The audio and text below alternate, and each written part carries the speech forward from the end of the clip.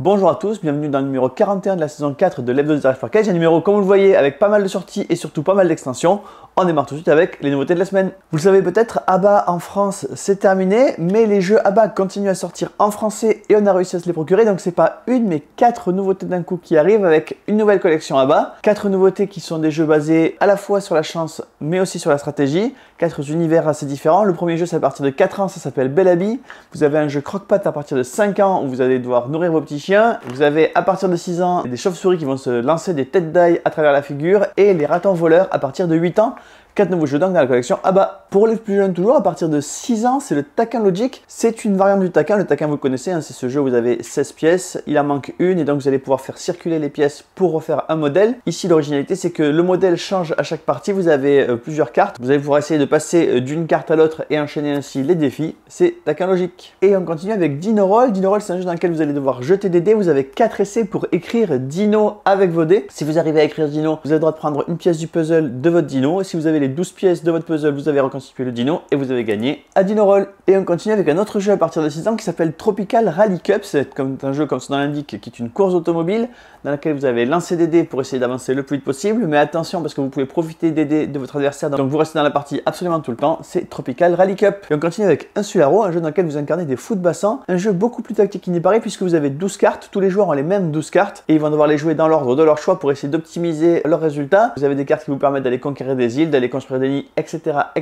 C'est Insularo. Et on continue avec Refuge, le dernier jeu de chez Bombix. Refuge, c'est à la fois un jeu de stop ou encore et un jeu de backbuilding. Vous allez partir en balade. À chaque balade, vous allez essayer d'aller le plus loin possible sans rencontrer les tempêtes. C'est là où c'est un côté stop ou encore, c'est-à-dire que vous avez à chaque fois la possibilité d'aller chercher des tuiles en plus dans votre sac. Et évidemment, si vous rencontrez trop de tempêtes, vous perdez la balade et vous perdez tout le bénéfice de la balade. Mais aussi un côté de backbuilding, puisqu'à chaque fois que vous allez faire une balade, vous allez faire des rencontres et avec ces rencontres, vous allez pouvoir rajouter des tuiles dans votre sac. Donc à vous d'essayer d'optimiser votre sac pour avoir le plus de chances d'aller le plus loin dans les balades suivantes. Il y a 5 balades et ça termine la partie. C'est Refuge. Et on continue avec non pas un, mais 3 nouveaux jeux de pichenette. 3 jeux qui représentent 2 sports différents. Le premier, c'est le golf, c'est-à-dire que vous allez pouvoir créer vos trous de golf et mettre la balle dans le trou à coups de pichenette. Et puis vous avez 2 jeux de foot. Les 2 jeux de foot sont des jeux dans lesquels vous allez devoir évidemment marquer des buts à coups de pichenette avec des petits bâtons qui vont venir vous bloquer. Sachant qu'à chaque fois que vous marquez un but, vous enlevez le bâton d'un adversaire. Et donc au fur et à mesure, c'est de plus en plus facile de marquer. Donc le jeu s'accélère. Vous avez 2 formats de boîte. Vous avez la version mini et la version XL. 3 nouveaux jeux de pichenette, c'est les Plax. Et on continue avec QuizWiz. Le principe de QuizWiz est très simple. Vous avez une question qui vous est posée, des cartes pays à poser d'un côté ou de l'autre. Par exemple, la question ça va être est-ce que ce pays fait partie des 50 plus gros producteurs d'or? Est-ce que ce pays consomme plus de thé ou plus de café, etc., etc.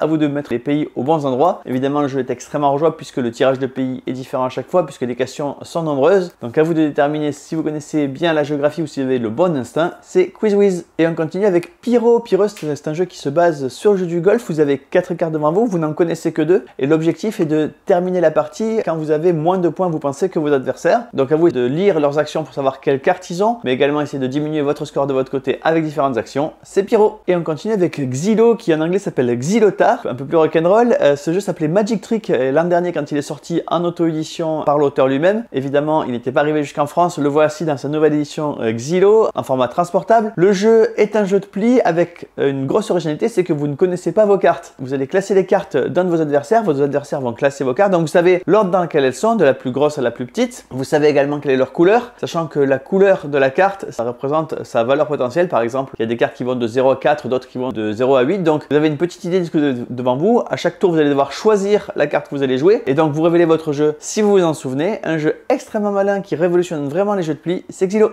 Et on continue avec Cité Royale. Cité Royale, c'est un jeu extrêmement original, mais avec des mécaniques très simples. Le principe est qu'à chaque tour, vous allez jouer une carte. Vous allez la jouer soit pour effectuer son pouvoir, soit pour créer des majorités dans les différentes couleurs. À vous de gérer vos pouvoirs à vous, mais également les coups fourrés que vont vous faire vos adversaires pour vous enlever des cartes, vous les déplacer ou même vous les voler.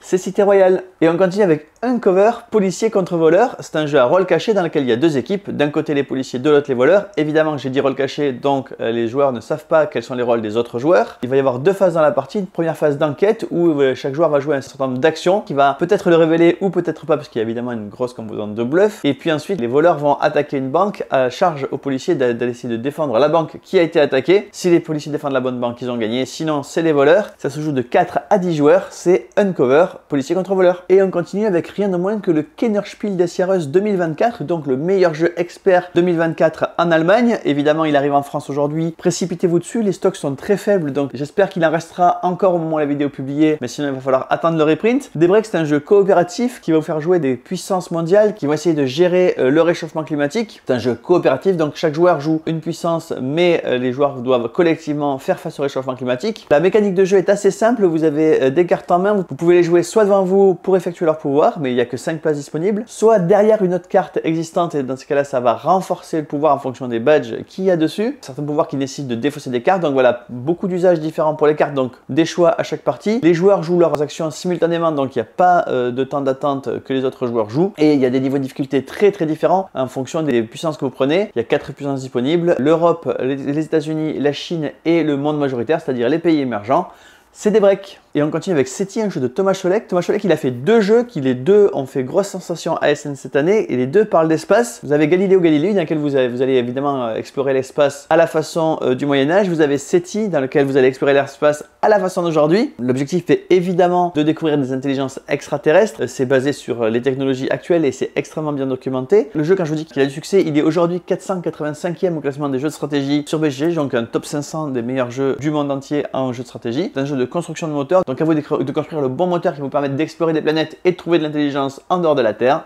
C'est SETI. Et on continue avec le dernier jeu d'Uwe Rosenberg. Cette fois-ci, il s'est mis avec Tito Lorenz, donc 2 auteurs pour un jeu. Uwe Rosenberg, c'est évidemment l'auteur d'Agricola, de Caverna, du Havre et puis plein d'autres jeux. En 2013, Uwe Rosenberg, il sortait une nouvelle mécanique qui est une mécanique de roue qui sortait sur la route du verre. Et bien là, il revisite cette mécanique avec Black Forest, un jeu dans lequel vous allez exploiter une partie de la forêt noire, comme le nom du jeu l'indique, avec 2 roues qui vont vous permettre de collecter des ressources.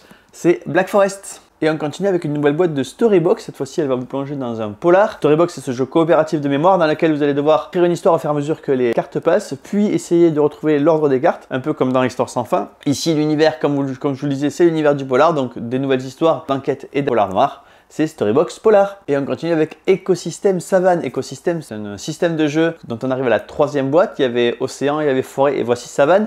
Le principe est toujours le même, vous allez construire un tableau avec des cartes, mais évidemment les mécaniques pour scorer des points vont varier entre les différentes boîtes. Ici vous avez la savane, donc vous allez placer des animaux en fonction de s'ils s'entendent bien les uns avec les autres ou pas. Attention de ne pas laisser les gazelles trop se faire dévorer par des lions, c'est Écosystème Savane. Et on continue avec Horizon de Spirit Island. Horizon de Spirit Island, c'est évidemment basé sur Spirit Island, un des meilleurs jeux coopératifs experts de tous les temps. Vous êtes des esprits qui vont essayer de chasser des colons qui viennent sur leur île. Spirit Island, c'est un jeu expert, c'est touffu et pas forcément simple d'accès. Donc il y a la version plus accessible ici qui s'appelle donc Horizon of Spirit Island. Le principe est exactement le même, simplement le jeu est plus petit, il y a les esprits les plus faciles à jouer dans la boîte. Il est également beaucoup moins cher. Le matériel de jeu est également revu pour être simplifié. Et puis il y a des esprits supplémentaires, donc vous pouvez avoir le jeu de base plus les esprits supplémentaires.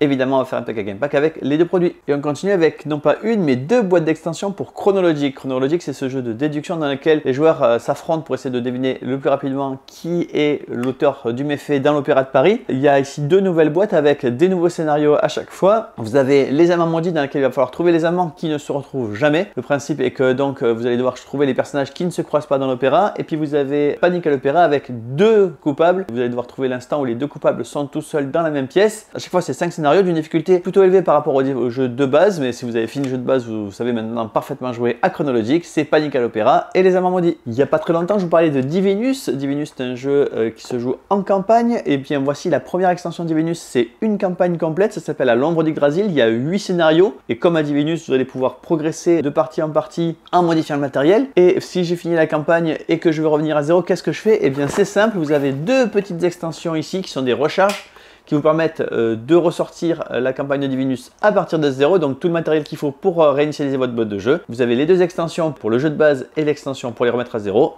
Et l'extension À l'ombre d'Yggdrasil. Et on continue avec une extension pour Planet Unknown qui s'appelle Super Moon, qui va évidemment mettre en avant la Lune. En réalité, c'est pas une extension, c'est 3 extensions dans la même boîte, 3 modules que vous allez pouvoir utiliser séparément ou ensemble. Le premier module, je vous le disais, c'est la Lune, donc c'est un nouvel endroit que vous allez pouvoir terraformer et donc y poser des tuiles pour vous développer donc sur la Lune. Vous avez 2 autres extensions qui regroupent des nouveaux blocs terrain et des nouvelles tuiles. 3 modules donc avec un PK Game Pack avec Planet Unknown et Super Moon. Bonne nouvelle pour les fans de Pagan, vous avez 3 extensions, vous avez À travers la brume, vous avez Derrière le voile et vous avez Présumé coupable. Dans Présumé coupable, vous avez les personnages qui vont avoir des relations entre eux. Et puis Derrière la brume, À travers le voile va poursuivre l'extension Derrière les palissades, donc permettre de sortir un peu du village. 3 extensions qui rejoignent un PK Game Pack avec le jeu de base et les 8 extensions à tarif promotionnel. Et on continue avec de nouveaux plateaux pour Ark Nova. Ce sont 5 nouveaux plateaux. Sur un côté, c'est la version tournoi, donc un nouveau plateau en 5 exemplaires qui me permettent de tout jouer avec le même plateau. Et puis vous avez la version asymétrique dans laquelle chaque joueur a un plateau différent. Il y a le dojo, le lagon et puis plein d'autres. Une nouvelle façon donc de jouer à Ark Nova avec des plateaux symétriques ou asymétriques. C'est le promo pack Zoo numéro 2. Et on continue avec une nouvelle collection complète d'extensions pour barrage. Il y a 5 extensions qui sont des personnages différents avec des pouvoirs différents qui vont vous permettre de renouveler vos parties. Et puis le facteur géologique qui est une extension qui va rapporter des modificateurs sur les différents bassins de barrage. Donc évidemment pas mal de nouveautés, pas mal de nouvelles façons de jouer à barrage. Et bien voilà, le numéro 41 de la saison 4 de Let's Build Rush Package est terminé.